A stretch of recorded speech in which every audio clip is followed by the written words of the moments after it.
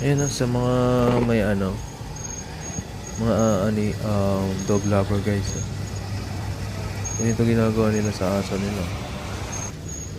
Niluluto. Alam mo lang anong luto kapag ganyan Ayan, pag may mga nakatuhog yan, matik yan. Ayan, lechon. Sa Pilipinas mo gawin yan.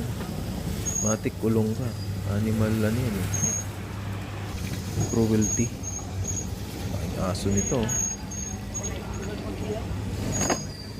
Ayan. Tutong yan pumuputok. Parang rin lechong baboy nga lang lechong aso.